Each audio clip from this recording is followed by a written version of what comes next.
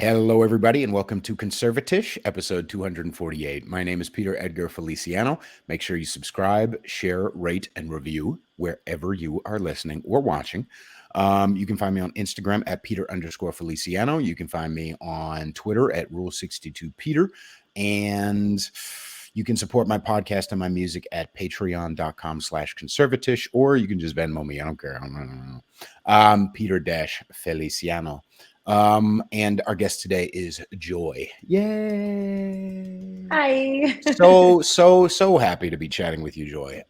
We've met a couple of times at New York Freedom Rally, and we've talked a little bit, and I've been following you for a little while. And anybody, I mean, it's a pet project of mine to like anybody who doesn't fit the narrative is like automatically I'm like follow, support, because I love helping identity politics kill identity politics, you know.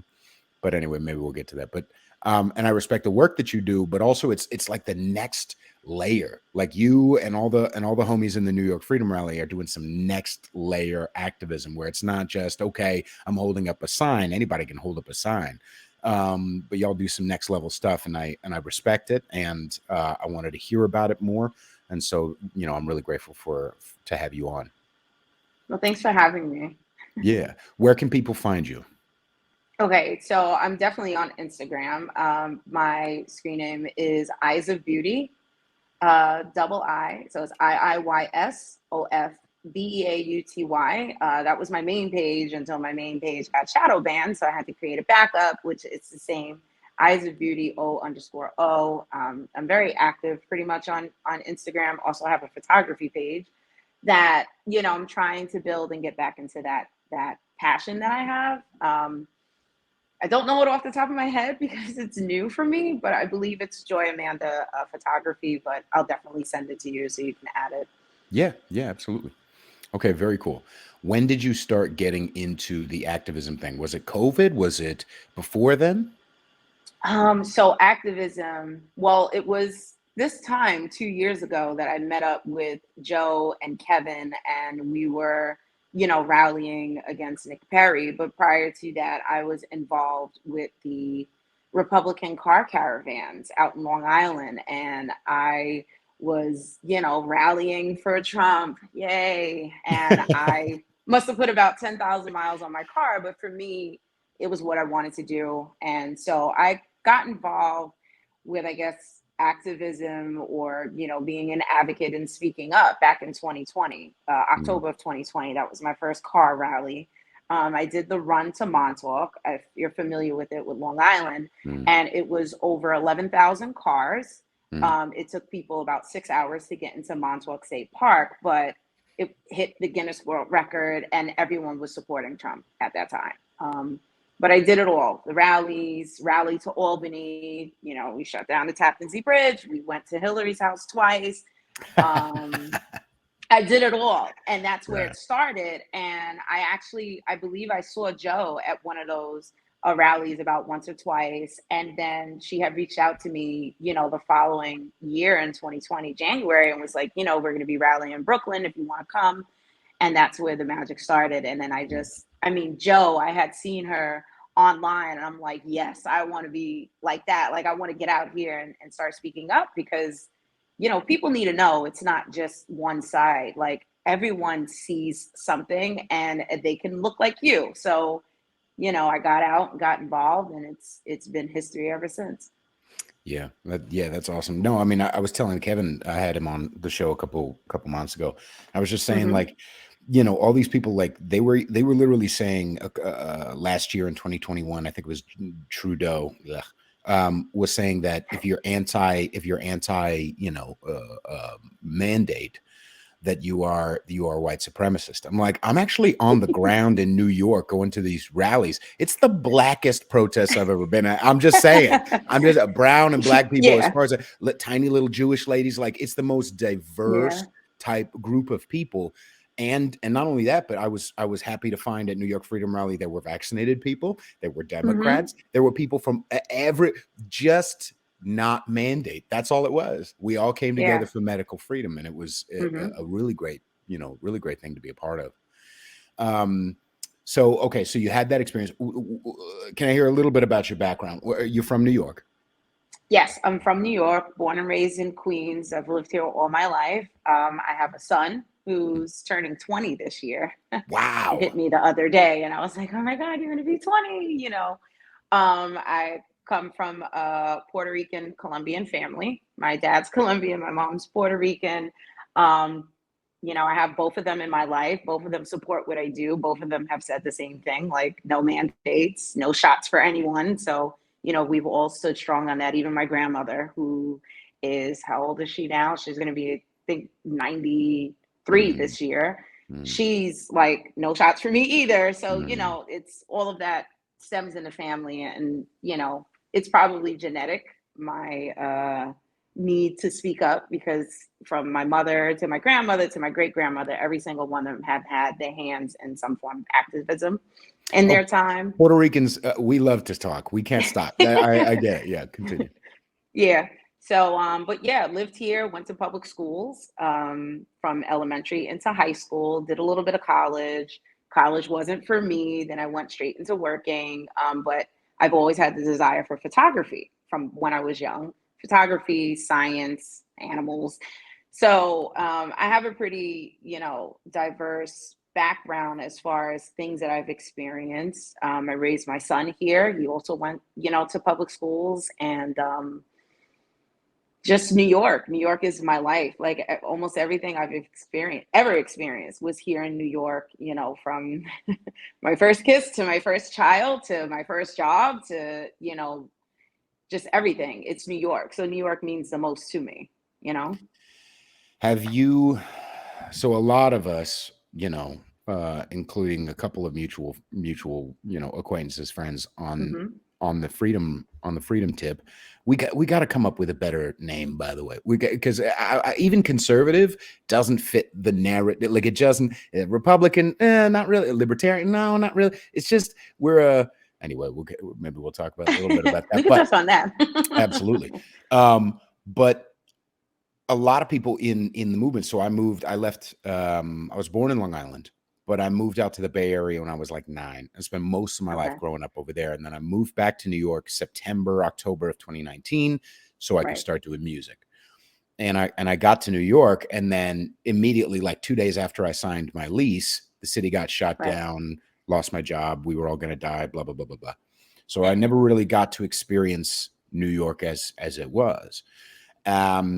And from a lot of the New Yorkers, I mean, I had We Outside on the show, I had Kevin, I had all these people, and I want to talk about a little bit about, because I left New York in July of last year. A couple Okay. of other people have in the New York, or in the freedom movement or whatever. Hmm. Um, but you're not leaving. What's the spirit behind the desire to, I don't, not that I don't understand it, Lord knows, you know Right. what I mean? Right. Even during the beginning of the pandemic, when a lot of people were, leaving, I was like, bye, fine, Yeah. whatever.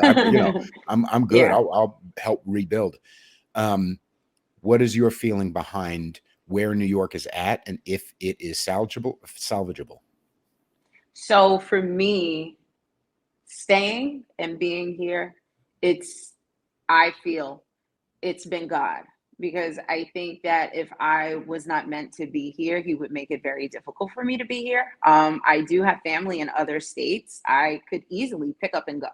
Like, Mm, literally at this moment, if I were to make a phone call, I'm leaving by tomorrow. So the options were always there. But when I started getting involved with fighting and speaking up and getting arrested and doing all these things and protesting and just getting involved with making things better for New York, I realized that it was my calling, because I saw how powerful I was and who I inspired and who I mm, encouraged. And so many people mm, came to me and said, "Thank you for doing what you're doing." And I'm like, we all can do this, but I guess, there's something special that God has, in place for me in, this particular fight. So my drive and my desire to stay is because there is a calling for me. So I'm here. I have a voice. I have a way that I speak. I have a way that, I encourage people and get them lit, basically just mhm, spark the fire in them. Like, come mhm. on, we can all do this together. Like, let's stand together. So that has been the one thing that has kept me. And I realized, like, this is my home. 4 or 5 generations of my family have lived, raised their children, raised their families here in New York. And, I want to preserve as much as I can for however long I can, as long as God wants me to. So that's basically what keeps me here in New York. Like, one, literally, it's my home, and 2, there's a purpose for me, and God hasn't let me leave yet. Right. No, that makes sense. I want to touch on something that you said, getting people fired up, or getting people. I find it bothers me sometimes when some people say, like, thank you so much, Pete, for doing what you're doing. Like, I get that. I'm super grateful, especially because, this is a sacrifice of both of our times, obviously, right now, but also a ton of money, a ton of time. Time is money. Okay. And like, and just the hosting platforms of all this stuff, like it's, yeah, I'm not making money off this. I'm not famous yet, but although you can change that at patreon.com/conservatish. Hit it up. But what sometimes it not bothers me, but it gets me a little, and I think part of it is for me is that when fans or people who get inspired say, thank you so much for what you're doing, it puts the onus on us. It says you and I, Joy and Peter, are super people. You know what I mean? I could never do that. I could never risk sacrifice. What about my job? What about this? And I mean, in a way, I understand people doing that, but I'm not doing this because I'm not risking things. You know what I mean? Like I'm a foul mouth. I could get fired just for having the name of the show. Okay. Depending on I'm risking things going out to a rally. I'm risking things. I was over at the Texans for Vaccine Choice last week at the Austin at the Capitol building in Texas, and a little part of me, not a big one, but a little part of me was like, is that a Fed over there? Who's that Fed over there? Like, I get a little paranoid, whatever. So I'm risking things, but I think when people appreciate, although I love their appreciation, there's a small part of them saying, thank you for doing it so that I don't have to do any work, so that I don't have to do any risk, so that I don't have to join someone's Patreon, so that I don't have to Venmo Joy, so that I don't have to buy any art from Rebels, so that I don't have to follow or even share someone's stuff, so that I don't have to. It's just like, thanks, I'm going to go back to my easy stuff. Someone else will do the fight for me. And that kind of bothers me. Yeah. No, I can see that point. And I think at one point was feeling that way, especially when it came to like New York City and I guess you could say the outer boroughs or outer areas of New York, where at one point it was like, like I explained before, like my activism started with me getting up at 5 a.m. and traveling all the way out 2 hours out into the middle of Long Island, 3 hours sometimes. And when it came time to really make things happen in New York City, I'm like, yeah, come on, guys. I've been there with you all. Just jump on the Long Island Railroad and come. And there was a hesitancy, and a part of me could understand it, but then a part of me was like, I can't keep going to Long Island because my home is under siege. Like, I was supporting you guys, and you guys wanted to have, the whole make Long Island red, and I was with the red wave and all that stuff. But New York City is under fire. My job is under fire. My kid, his livelihood and my livelihood and my family and everything. And if you're ready to come out here, I'll accept you with open arms. But right now, if you're not coming, you're not coming. And there were a select handful, right? Just a few that they did make that trek. They did come out to New York. They did support when there were rallies that, they could attend or be there, because traveling, yes, I could understand you're 3 hours out, you're in the middle of Riverhead or way out, at the end of Long Island. I could understand it does take some time. But there were those ones that were like, Joy, we got your back. You're doing what you're doing and we support you. This is how we're going to show we support you. So I can see that it's like, you're telling me this, but I think I want to see some actions, because the words don't really, hit everything. Like we need more boots on the ground. So I can understand where you're coming from with that. And I certainly, I'm sorry if there's somebody with a leaf blower outside, so hopefully that's you don't okay. hear it too much. But you know, frustration is one thing. And just as a little side note, like I said in that little tirade of mine, if Hmm. you want to support, it's not just one way to do it. There are Hmm. many ways to do it. If someone joins my Patreon, or someone just shares a video, comments on the, reviews the podcast, you have photography that you sell, right? Well, I haven't started selling yet, but Okay. I'm starting to get into just posting it. It's almost like cathartic for me. It's like something that I kind of like when things are overwhelming when it comes to all of this, the advocacy, the going out, the doing all the work. Right. That's my way that I retract, and I'm like, okay, this is my art. This is something that never changes. This is something so close to me. But I've had people reach out like, oh, how much is this? Is how much is that? And I'm like, maybe I should get into that. So it would be nice if at some point, if I did get to that point, people share and people support and stuff. That would be great.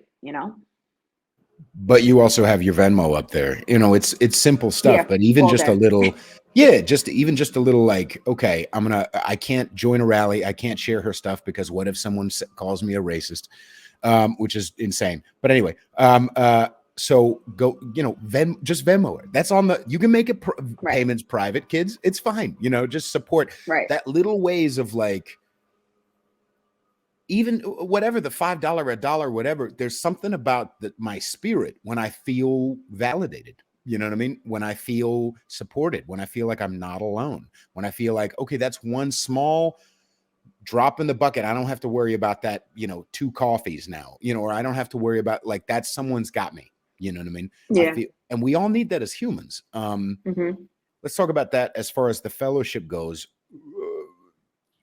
You know, I've watched a bunch of your activism, and I've been to the rallies and blah blah blah when I was in New York.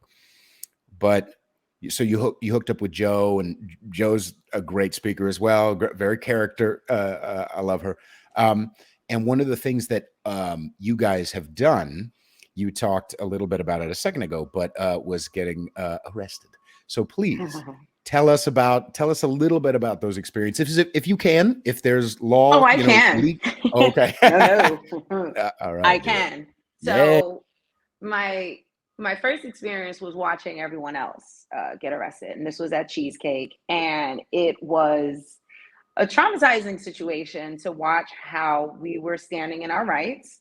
We had the law on our side. We had, the American Disability Act, and we had basically the Constitution is not null and void in a state of and emergency. It doesn't matter. and explain a little bit, like, this mean you're talking about breaking the vaccine passport mandate, right? Yes, Okay. yes.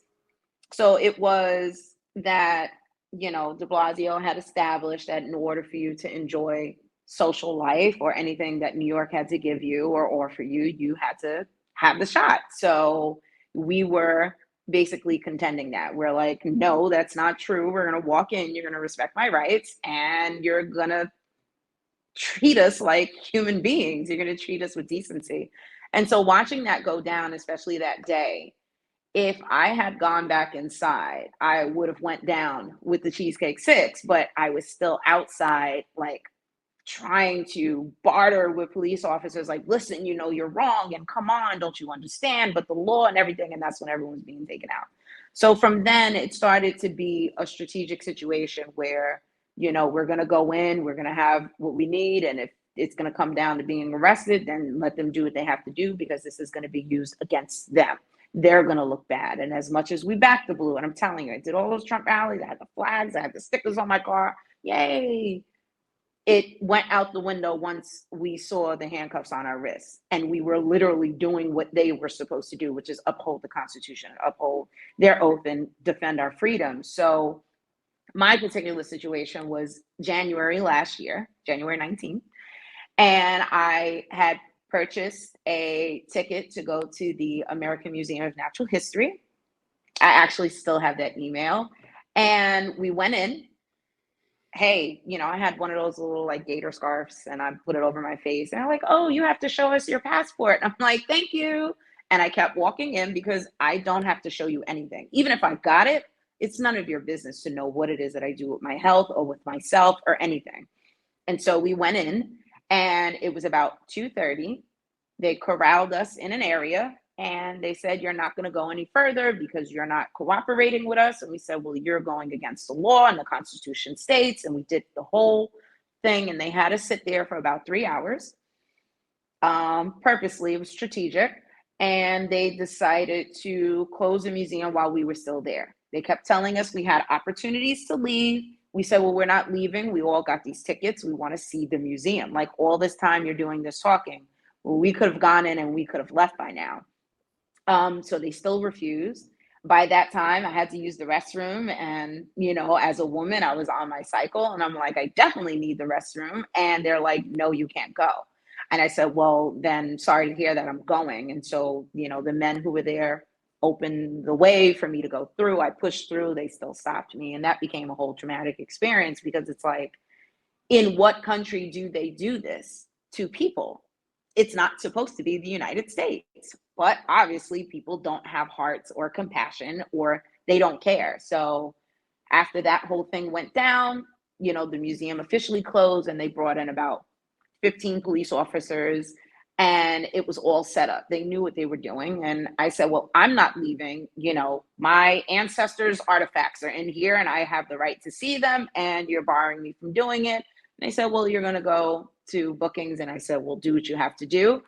And they took us out. So I think it was about 5 of us. And that was when the child was there. And we all went to the precinct, and, that was that. But it definitely was a situation that I won't forget, that I'll always remember how the police officers, especially men, majority of them were men, did not uphold their oath and did not do their duty to protect the people, especially women and children. They just looked at us like we were, leprosy carriers and walked around with the plague. And it's like, no, all this time that you've sat talking with us, we've basically, in your standards, contaminated this place. So you might as well just let us finish and let us leave. And so they didn't. And, it definitely was an experience. And, now that I know more, because I went through like a lot of education when it comes to the law and common law and the rights and stuff, I know now how to put these agents in their box. So they would never take me again, especially if I'm standing up for myself. So. Right. Beautiful. Yeah. And I want to thank you for sharing that story. Of course. I also, and I know everybody, regular listeners of the show know exactly what piques my interest many times, but I just want to point out, everybody, because I know someone might be listening, a couple people might be listening who are like, "Oh, good for her. She stood up to this is a person of color, right? And what was the political party behind the move to mandate vaccines? What was the political party? It was the Democrats, wasn't it? It was the Democrats, wasn't it? It was, in fact, New York was a Democrat. It is apparently a Democrat stronghold, right? And they're treating a woman of color like this. Now, I want to ask, if this was in Kentucky, okay, who would be online going, "Racism, racism, racism"? It would be the Democrats, right? If this was in Kentucky, in a Republican city, it would be racism. And yet in this one, just nothing, no motherfucker. Oh, yeah. So white liberals, if you're listening, you're horrible people. You gotta call spade a spade. Just let that cognitive dissonance sit in. You're not an ally. If you're a white liberal, you're not an ally to people of color, because voting the way you did made that happen. I'm pointing the wrong way. Made that happen to Joy. Thinking that, and not just that, I was talking about it. I've been talking about it the last year and a half. Brownsville stayed unvaccinated. Okay. Upper West Side was made of Pfizer, right? Across the board, whether it be New York, all over the country, people of color were the least vaccinated demographic. Okay? Absolutely. And because you voted blue, New Yorkers, you helped segregate, I think it was 55% of Black New Yorkers from restaurants, gyms, and entertainment. So good for you. You're real white allies. Good job. Yeah. Very supportive. Yeah. Now, What was the aftermath, if you can go into a little bit of the aftermath of just that first experience of you getting arrested? Oh man, the aftermath. So did they charge you with anything? Yes, I was ticketed. So I got a little pink slip. I got a desk appearance ticket, and it said that I was criminally trespassing in the museum because I hindered the closing operations for them, and I needed to appear in court, which was very interesting because my court date was Valentine's Day. Mm. I think it was Valentine's Day. It may have been. It was either Valentine's Day or a little bit before it. And I went to court. They didn't let us in because I refused to wear a mask. And I said, well, you're going to have to do something about that because I'm not wearing one. So do what you got to do. And it ended up being dismissed. It got dismissed. So it, a part of it, we were saying, well, maybe that was the officer's way of supporting us by not because it wasn't in the system. So if it's not in the system, then it's automatically dismissed. It's possible that they did that to support us, and that was their way of supporting us, and blah, blah, blah. And I mean, it could be, the speculations as to why it wasn't in the system is still up there. I didn't dig into it, but my thing is a way that you could have supported us was not put the silver bangles on my wrist. Like it would Right. have been very easy as saying no, just like everyone else has said no and was supporting them in their choice for no, but they couldn't do it. Right. So criminal trespassing was the charge, but it didn't stick and it got dismissed. And so I went about continuing my activism, and staying involved and being present in different places. So it didn't stop me. Right. I also, as I was just trying to find the story, but even last year I had who was it? It was I'm forgetting her name. But the woman who co-owns the comic strip, right? The Okay. comic strip live, yeah. And how they didn't enforce any of the vaccine mandates, right? Any of the mandates or the passports Yeah, or they even the didn't. mask stuff, right? Mm-hmm. And so when people would come, when the health inspector, when the cops would come and be like, you have to put the sign up, you have to whatever. There was all kinds of ways to get around that, right?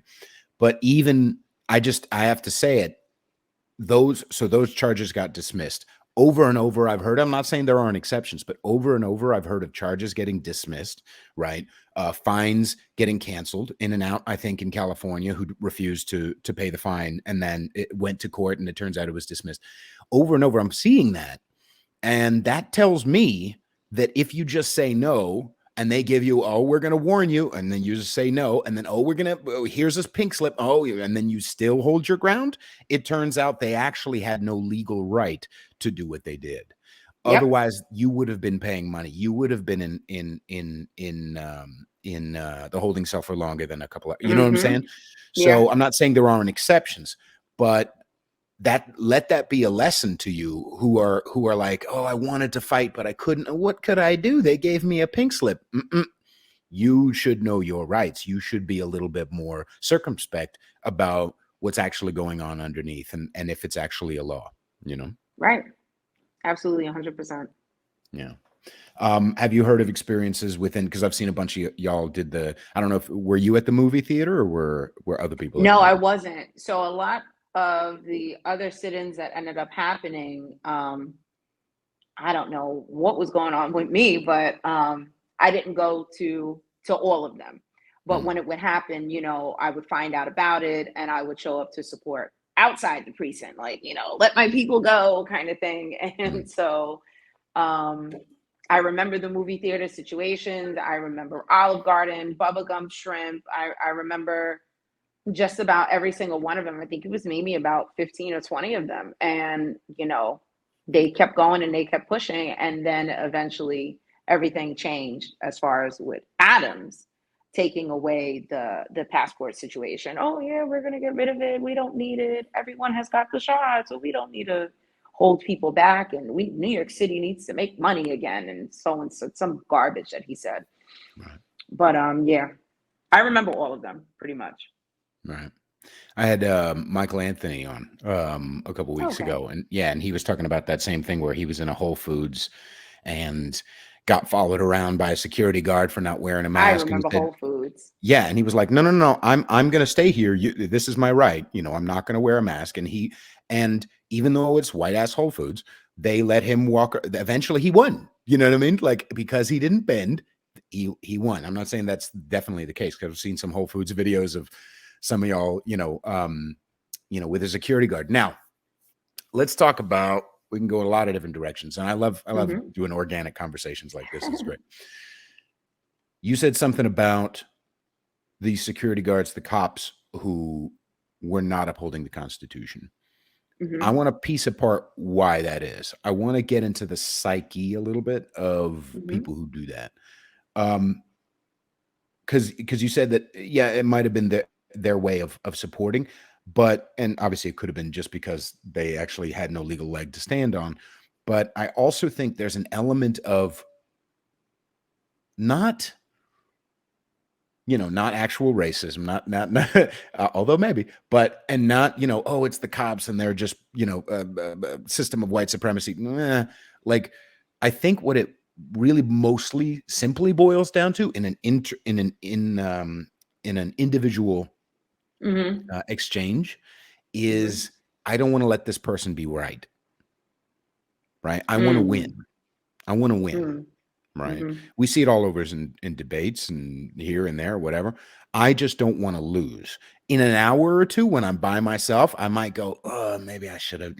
But in this exchange with this person, I don't want to lose. And I'll bring it a step further. Patrice O'Neal, the greatest comedian of all time, used to talk about female cops or short cops, people who are like, who are not necessarily brolic, who couldn't. He's like, I trust cops who could arrest me without the law, right? Like someone who was like big, you know what I mean? Who would just, whatever.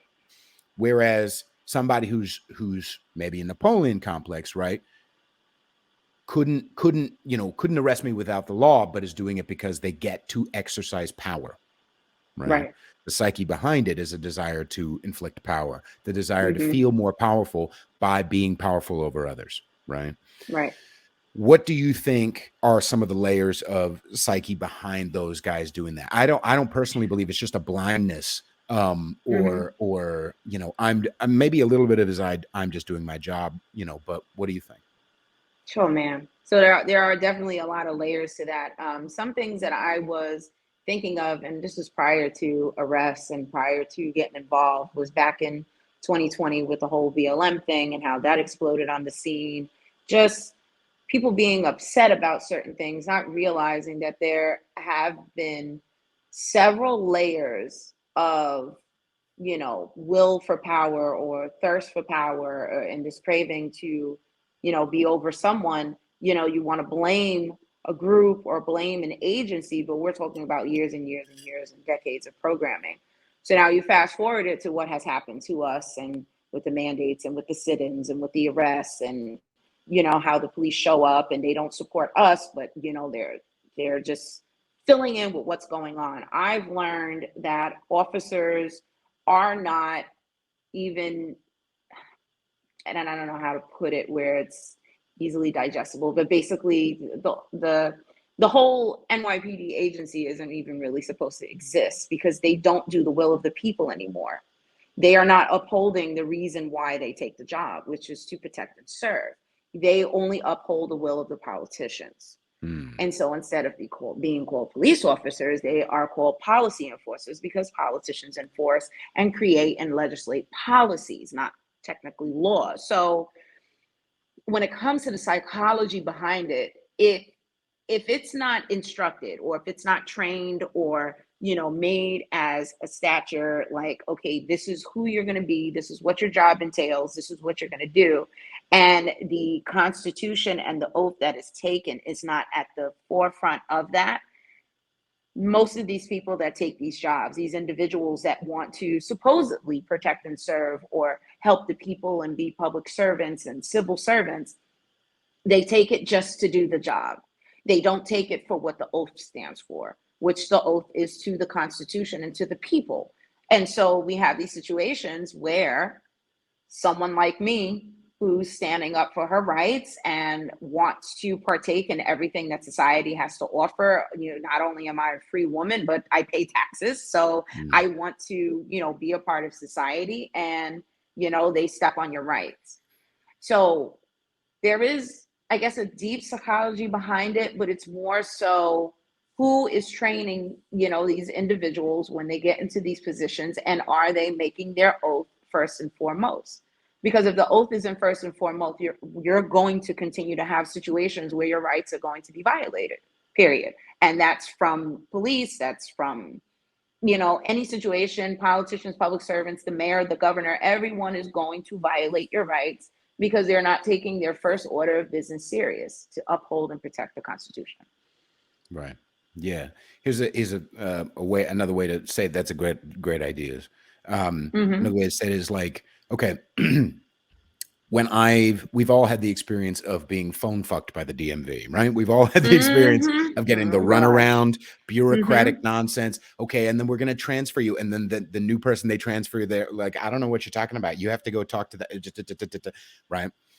And I don't think it's necessarily malevolence, although it very well could be. But it's also similar to what you're saying. They're taking the job to take the job. I want the pension. I want the this. I want the get it off of me, put it on someone else, right? Right. So that energy could be at the DMV. It could be at the post office. It could be at big corporations like T-Mobile, Verizon, who also have that same apathy and don't give a fuck, right? But it's the same energy all the way up here in the cop village, right? In the cop land, they have that too. But that doesn't necessarily mean it's white supremacy, everybody. Okay. Oh yeah, no. It's just the same bureaucratic, lazy, untrained, right? And I'll get into, let's talk about the Tyre thing. I think it's his name, Tyre Nichols, or whatever. But that same thing, and it's much higher stakes because these guys have guns and the you know, ability to beat the shit out of you. But it's the same energy, intention, right? So what's going on, or what happened over there is in Memphis is a perfect example, right? It's not a system of white supremacy. Similar to what you were saying, you were back in the blue in 2020, right? Back in the blue, everybody, just so you can, you know, piece this apart, does not mean a blank check for cops. Okay. Even in 2020, I saw a lot of back the blue, conservative, Republican, Christian, blah, blah, blah, talking shit about bad cops and delineating between somebody who is actually trying to do their job and jerks who are not. Right. So those pieces of shit who did that in Memphis, I looked at the New York Post came out with a story, I think it was yesterday, that back in 2020, the Memphis PD lowered their hiring needs or whatever, you know, the lower the restrictions on who they could hire because they were so desperate for cops. They were given $11,000 sign-up bonus and this and that, and now you didn't have to be this, you know, you didn't have to have 54 hours of college credits, 24 is all you need, right? They lowered all these different I'm losing the words, but you know what I'm saying. Yeah, They I know. lowered all these Requirements. Thank you. They lowered all these requirements, and then this is what you get. You get people who are checking the box, you know, punching the clock, just trying to get through it. But mixed in with that is the hell that is being a cop, right? So they're surrounded by all these people. I don't have dope. What do you do? Leave me alone. Get your hands off me. I'm, you know, blah, blah, blah. And then you take dope literally out of their pockets. People who are abusing them, shooting at them. You know, it's a dangerous, I mean, so many cops get killed on the highways, you know, just doing a routine traffic stop. So this is that life. You put that person who doesn't want that life, who's just punching the clock, into that life, and that's what you get. You know, I'm not saying it's the only factor, but it's a huge factor because now they're like, they feel powerless and they feel underappreciated and they feel alone. And so, you know what? I'm going to take my power out on this guy. And I'm going to be around a bunch of people a bunch of my colleagues who also want to take our power out on somebody, you know? So, yeah. What are your thoughts on the situation over there?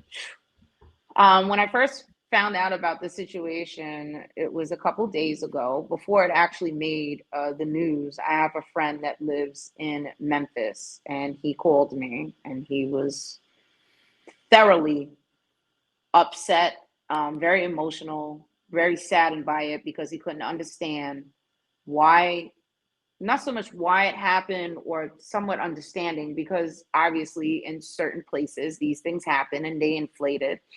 But he just was upset at what the visuals were, that there is a deeper problem and there are some things that are wrong with the city, and this is a result of it. This is a result of, just like how you said, just bringing anybody in, the majority. And he was speaking from the aspect of being a first responder, because he's a first responder, retired. And he just was like, the city has a low budget for them and they're, overworked and underpaid, which is, basically almost for everywhere. But it definitely hit the peak there. He said, the way it is in the streets is worse than Chicago. And you can imagine how Chicago is. And now Memphis is basically the new Chicago. He called it the Wild Wild West. And I explained to him, what's happening right now is they put a lot of people under pressure. People are literally surviving right now. Even if they have a job, they are surviving right now. They are scraping the bottom. And so you have these people that don't know how to decompress, that don't know, how to take someone saying certain things to them and just kind of like ignoring it and moving forward. They're taking it out.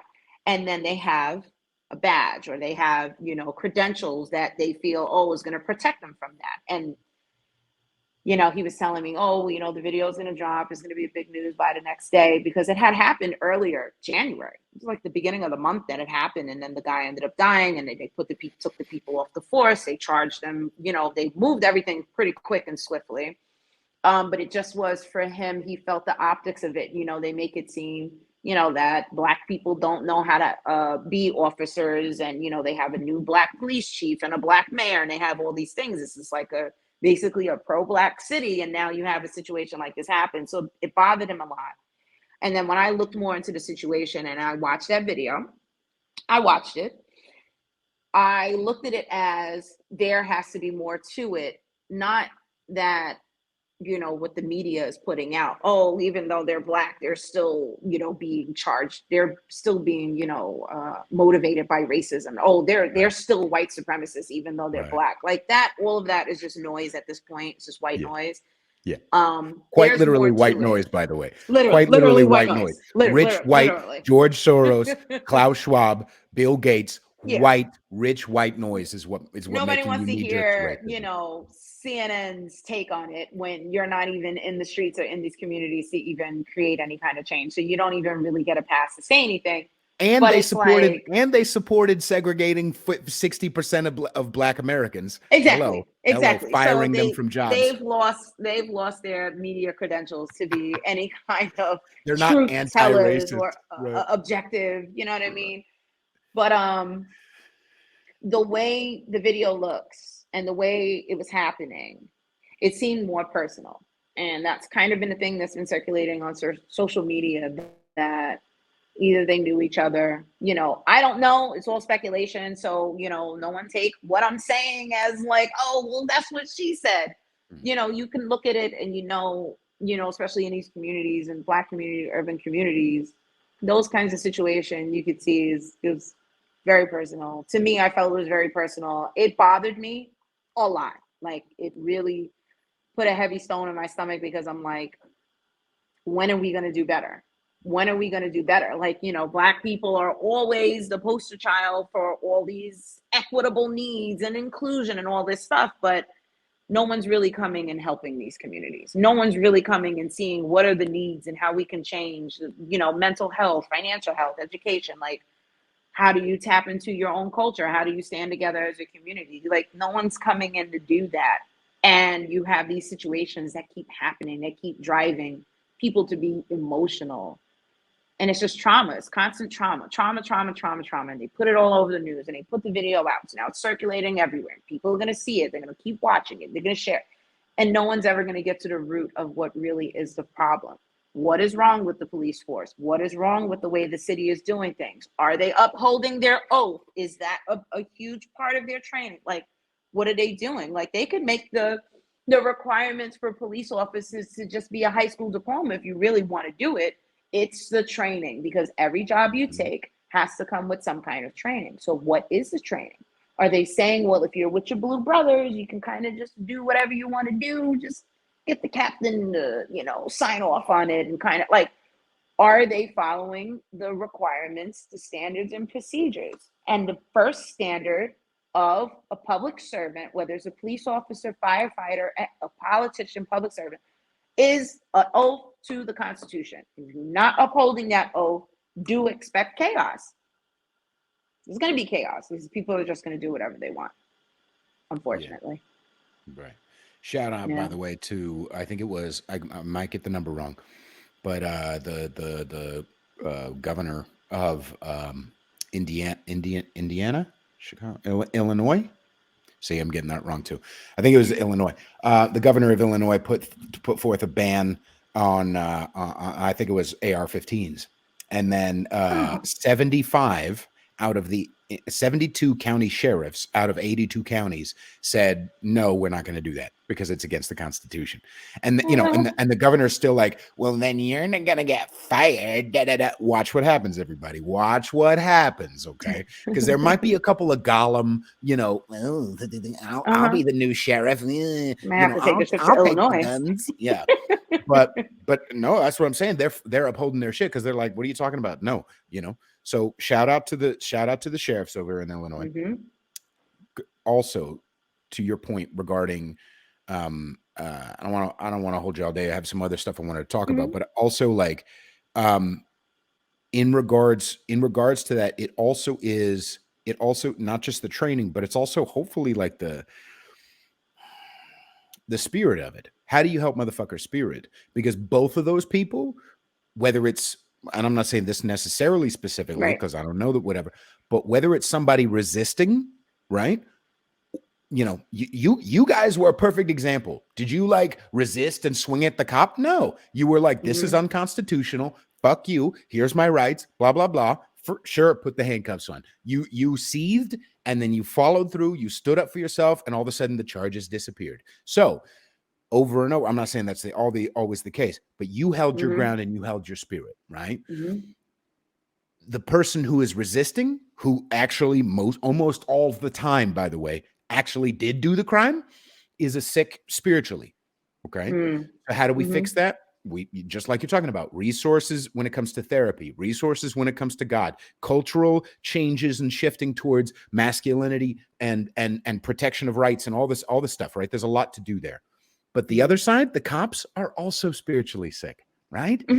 So to expect them to be perfect, like, I don't know, no DMV person, I don't know, whoever's listening to me right now is not perfect at your job. Are the stakes higher when you're a cop? Absolutely. And are there some bad apples? Fuck yes. And we need to get those out, right? But to expect that they're always going to be perfect is improbable. And also, number two, you were talking about when are we going to get better? I kind of feel like we have. Let me explain.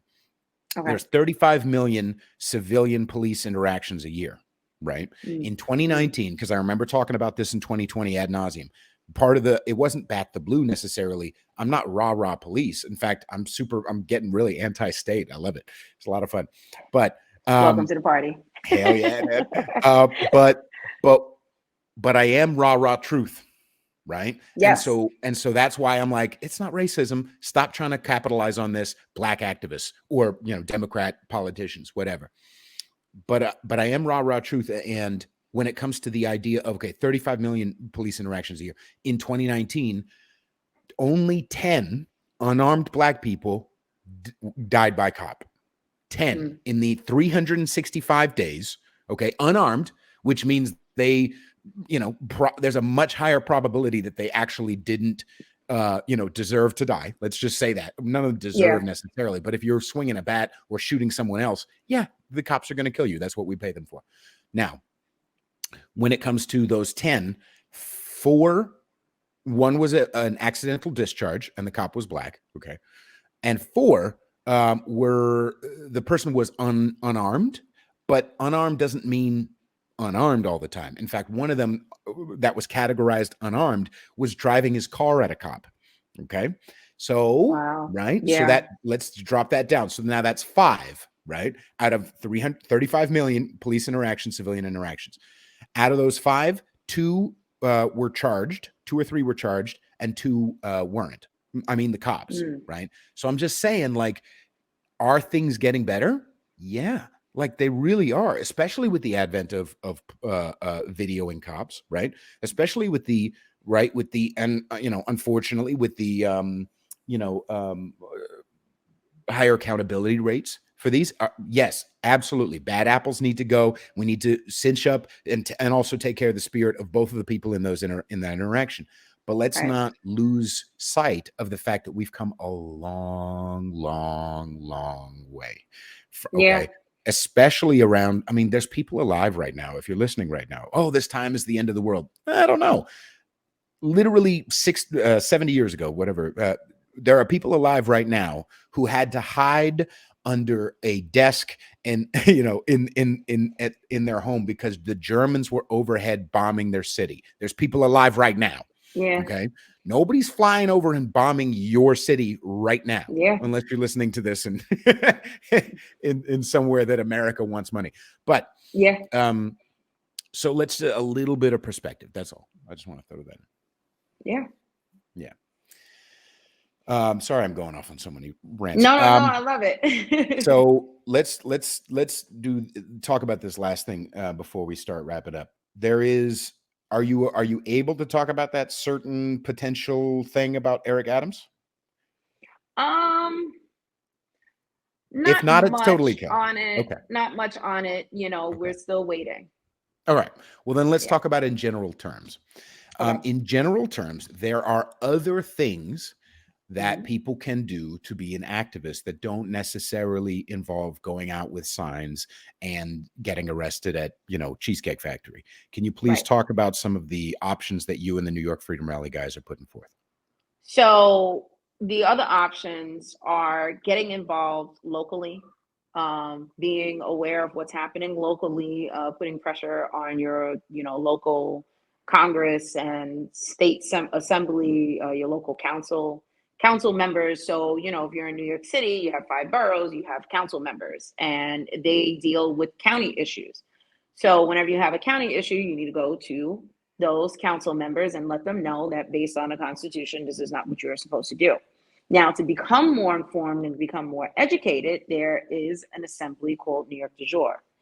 New York DEJURE Assembly has, been at the forefront, especially for me, I feel, when it comes to education and encouragement, with helping men and women understand the power that they have, the power that they've always had, and that you need to reclaim that power and go forth and set the tone and set the terms of what these public servants do.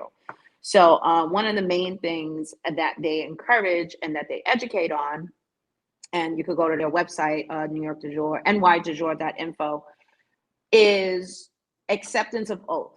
So an acceptance of oath or notice of acceptance of oath basically is the people contracting your local public servants to their oath of office. So every public servant takes an oath to office. And like how I mentioned, you have the police, you have the mayor, you have the governor, you have your council members, your state assembly, your Congress, men and women, your senators, all these people. They take an oath to the Constitution, and depending on the state, they also take an oath to the state Constitution. So no matter what state it is, they take an oath to the state Constitution. So federal, state, and local. So if you have any charters or any bylaws or anything in your county or in your city, they also take an oath to uphold that and to do their job based on what their bylaws or what is stipulated for the job description. That is it. Nothing else. No mandates, none of this other garbage that they were doing. So the first thing you do is you accept their oath of office and you contract them to their oath. Once you contract them to their oath, hopefully they come into constitutional compliance. If they're okay with this contract, they usually respond back and say, great, thanks for keeping an eye on us, and we're going to continue to uphold your rights. Anything you need, you come. Does that happen often? I'm not sure. I've been a part of DEJURE for almost a year, and I've served a few people. I know, I was involved with serving the Department of Health. I served my councilwoman, or at least tried to, and they refused to say that they refused to take the paperwork, but you know, we're still in the works of trying to get that to happen, because it literally is my local councilwoman, and she refused to see us, you know, to even call the police on us, which was a whole basic shit show. But when you get involved with New York DEJURE, you become educated. And I think the biggest things, you know, with it, and that I've learned and that I've taken away from it, is I've become more empowered. So, you know, everything that they do, you know, it's, you can join, you know, you go to their website, you fill out a questionnaire, you tell them your interests, you know, you join, you become a member, you sit in on the meetings. Your counties will have a meeting, and you sit in, you find out, you know, what the next steps you want to take. You know, you have your education, everyone brings something to the table, and it's inspiring. It's very influential if you put in the work to want to be educated, because there is a lot that we know, that we've learned, and there's a lot we have to unlearn. And with that unlearning, you have to replace it with basically the truth. So, you know, a lot of us, we've grown up with certain things that was considered history or considered the truth, and we now have to unlearn that and learn everything again. So I feel, for me, the benefit with DEJURE is, you know, the education portion, and, you know, the people who you can talk to and get more information. And, you know, they've helped so many people. And, you know, with everything going on with Eric Adams, you know, it was the notices, it was the power of the notice. So Now the it's power of the definitely very notice. powerful. Right. So it sounds like it's almost, because I've been hanging out with y'all for a little while, and sometimes we'll have these conversations, and it just feels like it's like jumbled, you know, a mess. I'm like, wait, is this like Law 2.0? What the fuck is it? You know, this is some underground shit, but it's underground shit that's also that all of the people who took office already know. So Yes.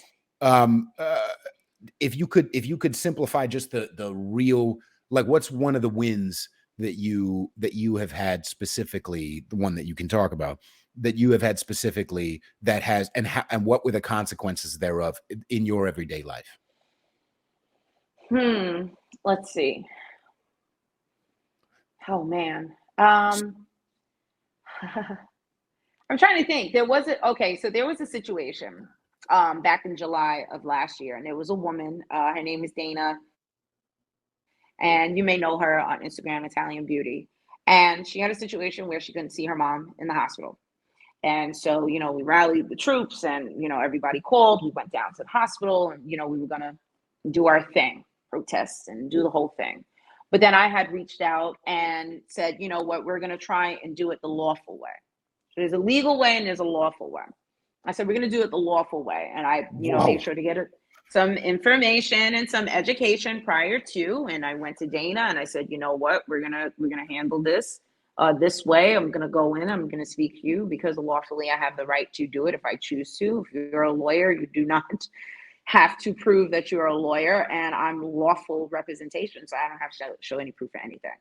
Beautiful. So we walked in there, and I told her she didn't have to say anything. I will speak for her, and I did. And I brought up the hospitals, the New York State Patient Bill of Rights, and of course, you know, off the top, I had, you know, the basic understandings of the Constitution and just medical rights and certain things. And I asked to speak to administration. And with the knowledge that I have with communication, because I, you know, was in customer service for forever. And, you know, my mom with the background of administration and health, you know, I learned a lot when it comes to communicating, especially in the hospitals. And so we went in there, and I said, I want to speak to administration. I don't want to talk to your receptionist. I don't want to talk to security. I want to speak to your administration. And I want them to know that I know that they should know this. And so we got to talking, and I spoke to them very eloquently and very lawfully. And I let them know that they would be breaking the law by not allowing her to see her mother when they involuntarily did things because they felt it was life or death. And if it was life or death, then that means she has all rights to come in and see her, whether she has a shot or no mask, a mask, it doesn't matter. You have to let her see her mom. And a day or two later, they ended up apologizing to her. Full apology, said she had full reign to come in and out of the hospital. We're so sorry, blah, blah, blah. And I said, good, as it should be. And that was July.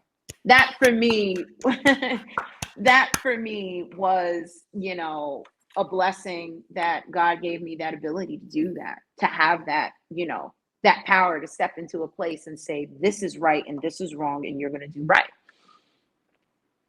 And that's how I move.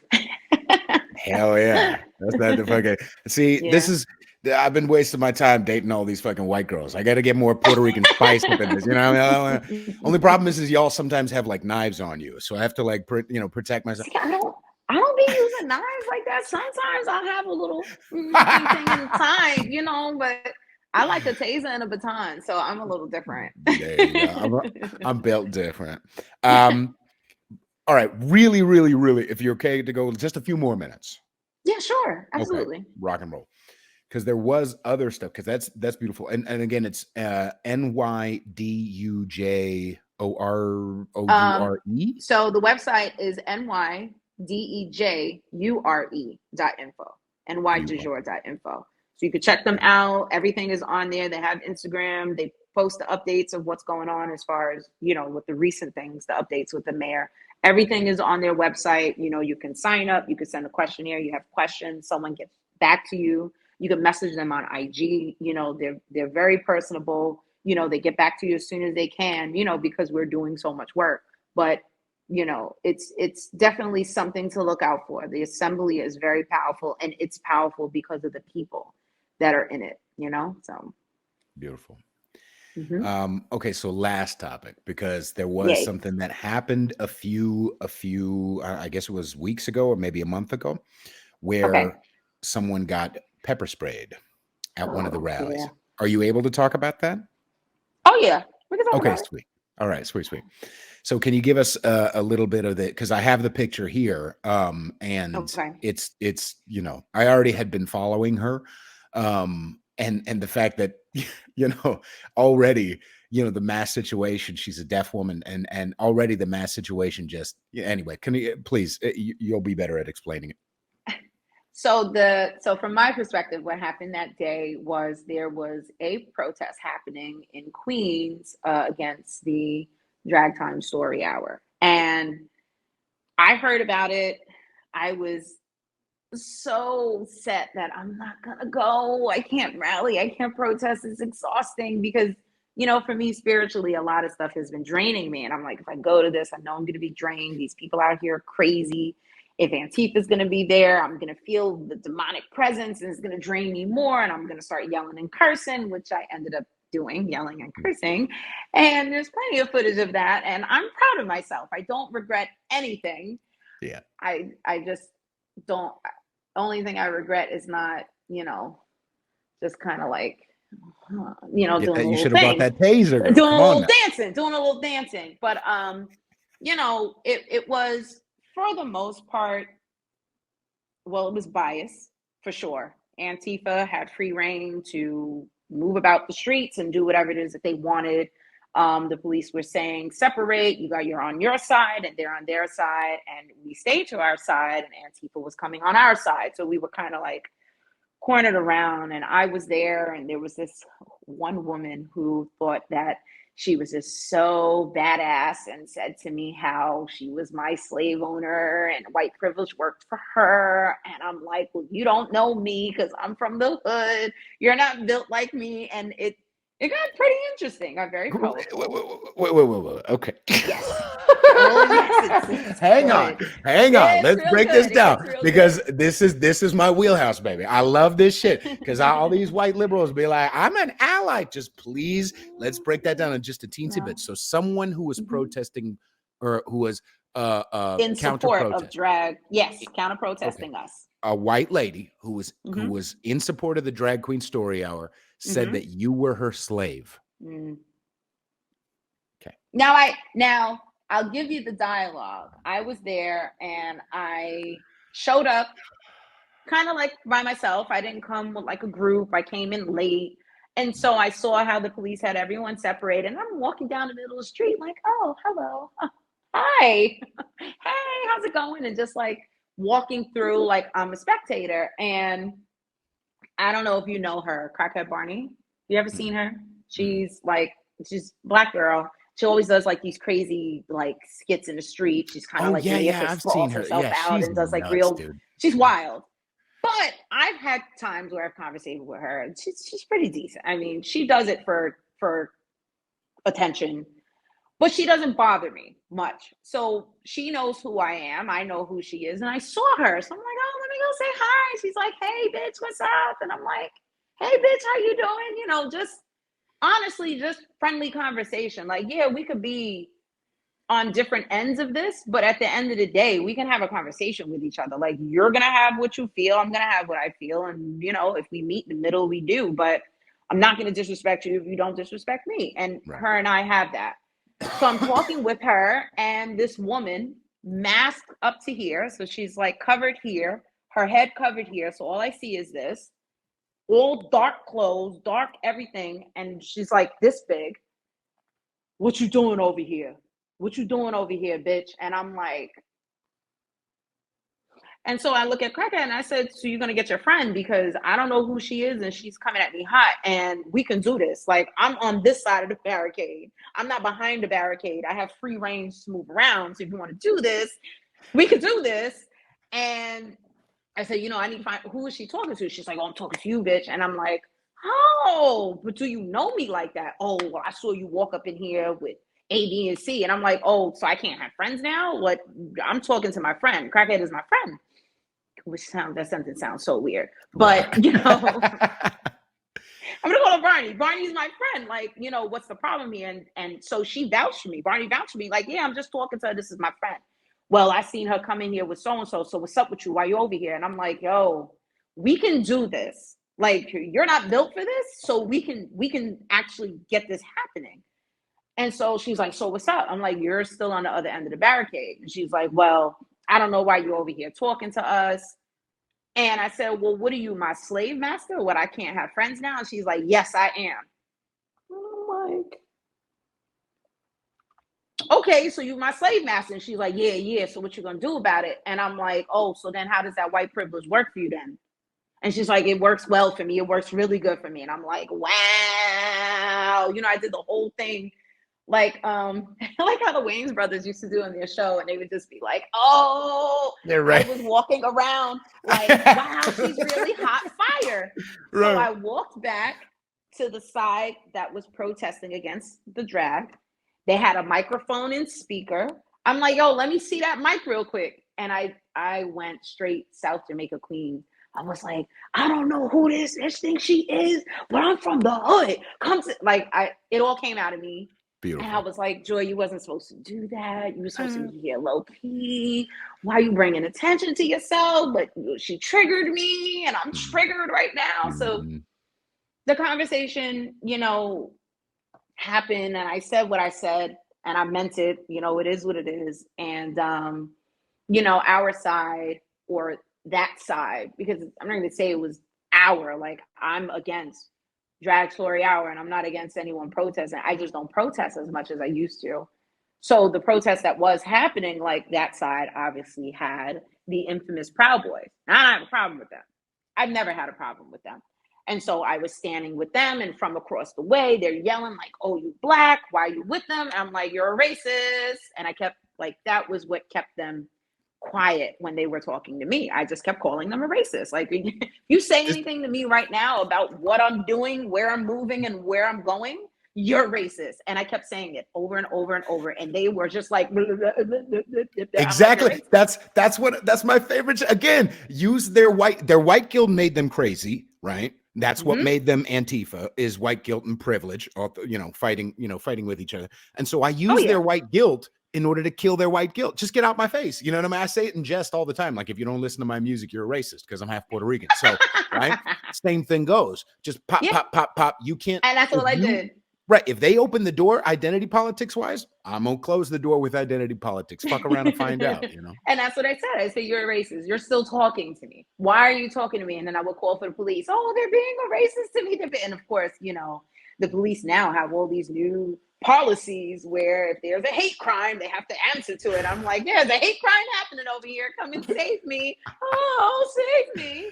Right. But I mean, I stood my ground, and, you know, I saw things were getting, you know, pretty heated, you know, between the officers, between the protesters. And I'm like, you know, it's probably about time for me to go home. You know, I'm not gonna stay out late, because if it gets nighttime and they start doing things, I'm gonna do things, and then we're all gonna end up in jail. And I'm not trying to get kidnapped. So I said bye to everyone who was there. You know, the Proud Boys who were there offered to escort me. They didn't want me walking by myself. And I'm like, no, I'm from the hood. I'm good. I'll be all right. And they're like, no, you know, and you know, shout outs to them, because they were not going to leave anyone behind unless we were all making it to where we had to go safe. Like, they were willing to put themselves in between to make sure that we were safe. And I thought that was really dope, because Antifa wasn't doing it. They weren't going to protect us from themselves. So, I mean, am I going to say no to them protecting me and my peoples? So we're leaving, we're walking. The same woman that I had a verbal back and forth with was chasing behind us, and I didn't know she was behind us. And she had a friend with her, and he dipped off into the corner around next to where Juju was and where everybody else kind of like, you know, the police. It was just this weird situation where the police had us like, they were escorting us, and the Proud Boys were escorting us, and they're telling us, keep moving. But they didn't really do much. And so it goes back to, how much backing the blue am I going to do if you're not going to do anything for me? I pay taxes. So now this guy is standing there, and he exchanges words with three other people, Juju and the two other women that were there. And the guy just pulls it out in full force, just got her both of her eyes. I inhaled it. Another woman got it in her eye. Another woman got it in her face and on her hair. And then the guy got it in his eye, because the way pepper spray is, once it goes until the wind takes it. So everybody can get it. And we just happen to be right there. And I thought she had got hit by a bottle, because they were throwing things from across the street. As we were leaving, we were on one side of the block, they were on the other side. They were throwing water bottles at us, and things were coming. And it sounded like she got hit in the face with a bottle, and then she went down. And I'm like, oh my God, they're throwing things. And that's, if you've seen the video, I end up like crouching over her and protecting her, because I'm thinking things are coming from the sky. Things are coming in the air. And then she starts screaming, my eyes. And I'm like, oh my God, she's going to lose her eye over this nonsense. This don't make no sense. And it started to piss me off. But then I'm like, I can't even do anything, because I don't know where it came from. There's all these people here, and I'm panicking. But I had to show some kind of, you know, what's the word? Like, I'm just put together, basically, like a sense of, okay, we're going to figure this out. I'm going to protect her. We're going to find out what happened. She needs attention. I don't care what's going on. She's my priority. And so she started saying that her eyes were burning. And I said, oh, she got maced. But when? Like, I'm trying to figure out, like, when will all these things happen? And so everyone, the Proud Boys who were there saw that I went down. They thought I was fighting with that girl that I had an issue with earlier, because the entire time of the protest, I made it a mention to them. This is someone I have an issue with. Keep an eye on her, because that woman kept making like rounds to try and get closer and closer to me on our side. And so they thought I was fighting. They came over. I'm like, no, she's hurt. We need to get these cameras out of here. We need to get, you know, we need space. We need medic. Like, you know, I'm shouting all these orders out. They form a line. They separate. They push, because the camera crews came over. Channel 7, Channel 11. They're running over big studio cameras. And I'm like, get these cameras out of here. It's not a fucking circus. Like, this is not pay-per-view. This is not entertainment. No one needs to be, you know, this is not something that needs to be on TV. We need help. And so the Proud Boys stepped right into action, was protecting, was like, oh, get these cameras out of here. One guy shoved the camera here, another one pushed someone over there. And I'm just like, thank God they were there. Because if it was just us and these people showed up the way that they did, it would have been, you know, more severe of a situation that would have happened. So she went down, you know, we did what we had to do. She got medical attention. But the officers didn't arrest anyone. And in the different clips of videos, because I had to do my own investigation about it and file a report and do stuff, that same person just kept protesting. The cops looked at the guy and did nothing. So for me, I have enough evidence to see, like, yeah, there are good and bad cops. But at the end of the day, I can't trust anyone to come and protect me or do anything for me. I literally, one, have to have faith in God that he's going to make sure nothing happens to me. And two, just be prepared for when it goes down, whether it's a slingshot or a sword or my hands. Like, I just have to be ready. Whew, yeah, that's a heavy story. Can you give a little backstory on Juju? So Juju has been protesting with us since the beginning. So since 2021, very active, very involved with us. She is impaired, hearing. She has a hearing device. And she just has been basically the image of strength for me because of how dedicated she is to come out, dedicated she is to support. She fights. She's also been arrested too for sit-ins and stuff. So, she's in this, and she's also been supportive of DEJURE. So, that's something that about her is, she literally is the definition of, fighter, survivor, warrior. But that day was a lot, for her. And the one thing that, I remember her telling me was she was happy I was there. Because even though she couldn't see anything, which she uses her eyes to see, she was able to hear my voice. With the little bit of hearing that she could hear, she was able to hear my voice, and she knew it was me, and she held on. So she's been okay. I've seen her a few times since then, and she's all right. But that was something that was very traumatic for all of us, because you go to these things, you don't expect something to happen to you, and then if something happens, you do expect the law to do something, and it didn't. So it's pretty intense.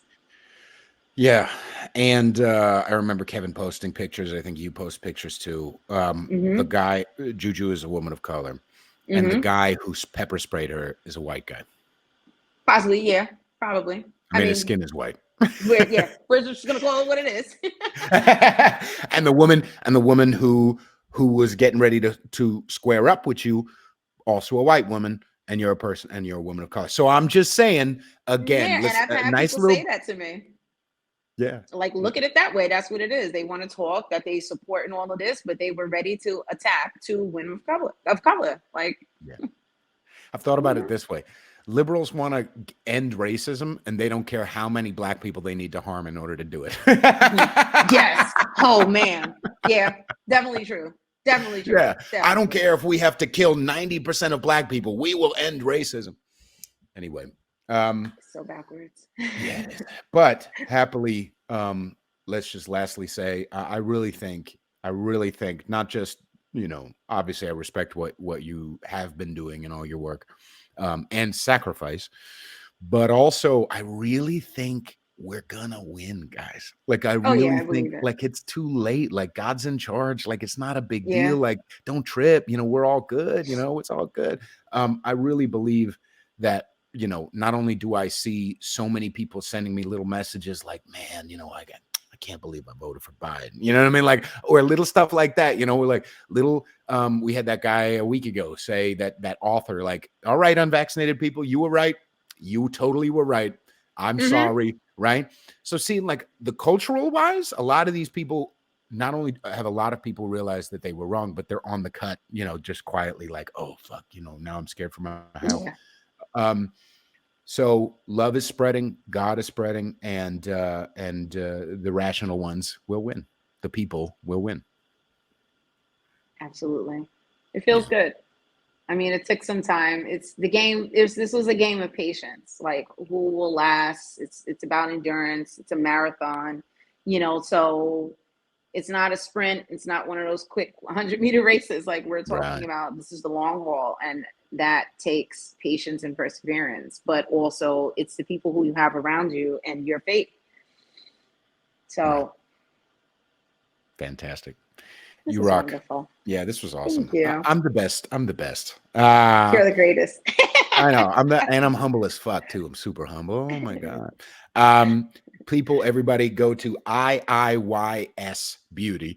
OF, sorry, of Beauty on Instagram. And even though she's fully shadow banned, what's the other way your photography? It's the same. Well, my other page is Eyes of Beauty O_O.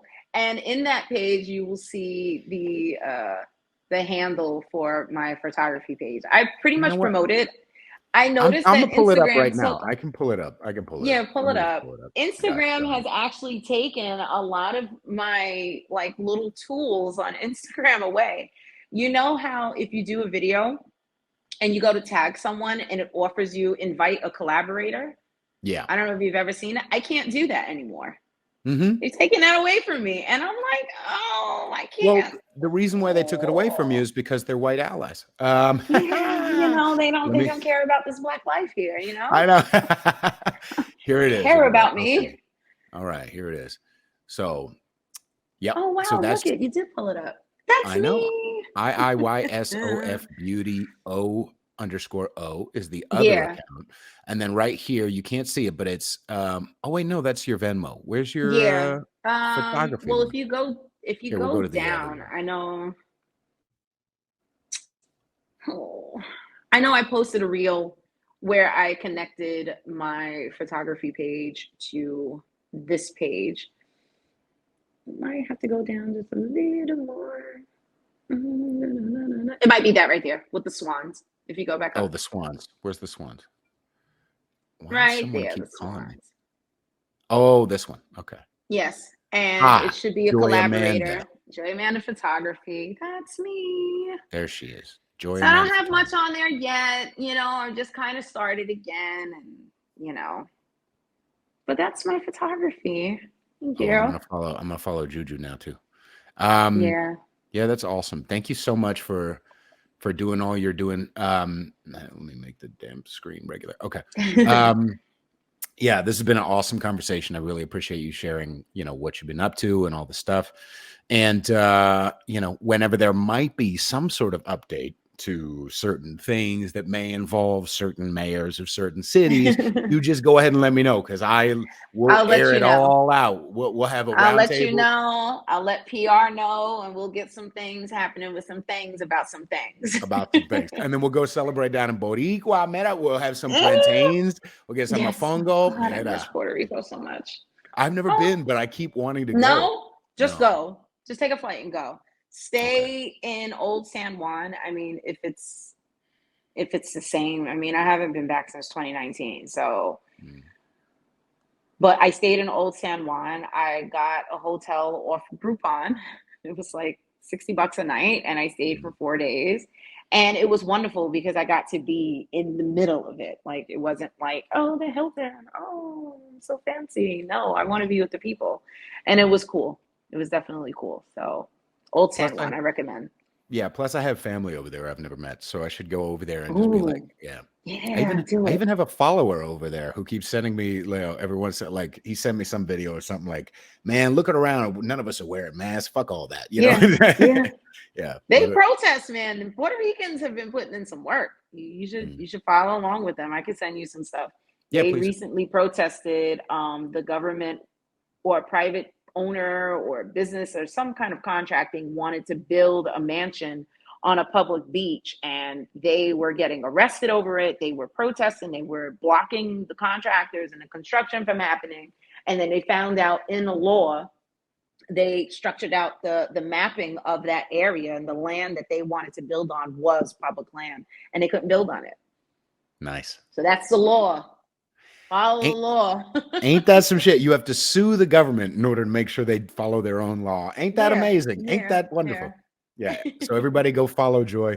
Thank you so much, Joy, for being a part of this. Of Wherever course. you're listening, you guys make sure you subscribe, share, rate, review. It helps the algorithm. If there's nothing else that you do, go follow us on the social medias. I'm on Peter_Feliciano. Yeah, that's all. I'll go ahead and end the recording. Bye. Bye.